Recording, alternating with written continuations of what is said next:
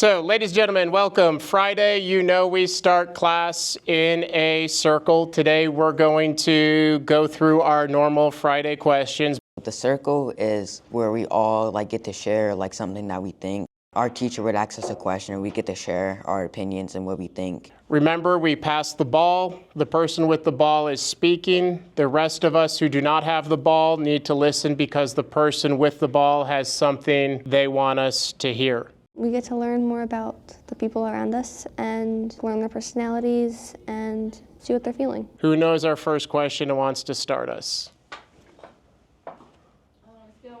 I think a restorative circle gives everyone the opportunity to be heard, and it can create a safe place to do that, not only with the social emotional piece and expressing how you're feeling, but we can also look at historical content, sensitive topics, and get students to discuss that. So here is our photograph.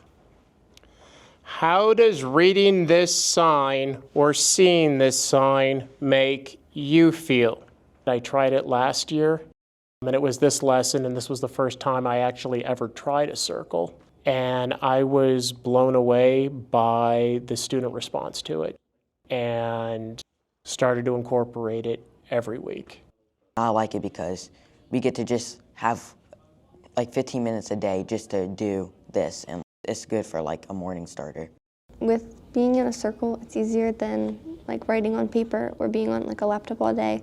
It allows us to share what we need to know. We're going to change perspective. How do you think the person who put up that sign felt? Social studies, we do a lot of writing, a lot of reading. I think if I get the opportunity to show a photograph and discuss it, the students don't realize that we're actually looking at historical documents. When we look at access to health care, it is one doctor for every 44,000 Black South Africans. This is a huge disparity. It gives students an understanding of the terrible things that have taken place. Segregation, apartheid in South Africa was a terrible time period for non-whites. It feels just not fair for other people. It's not, they can't choose who they're from, so it's hard for them to fit into where they are. When he showed us that image of the houses, everybody had the same thought about one side is of course more richer and the other side is more poor, and so it gets you connected to what other people think. Come on, who haven't I heard from? I've heard from you. Tilly.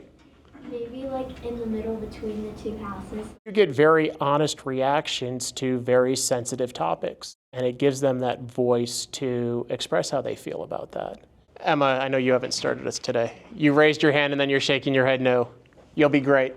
It's really the only tool that I've seen where I can get 100% participation from every single kid. I'm going to put it in quotes, that student who is always off task, unfocused, was silent, gave genuine answers, and then turned to me and asked if we could do this again next class. At the end of last year, I asked students to reflect on this in writing so we could present it for our PLT presentation. And a girl wrote that she didn't like school, but being in a circle and discussing topics like this made school a little better. I like them because we get to share each other's ideas. I like to hear other people's opinions.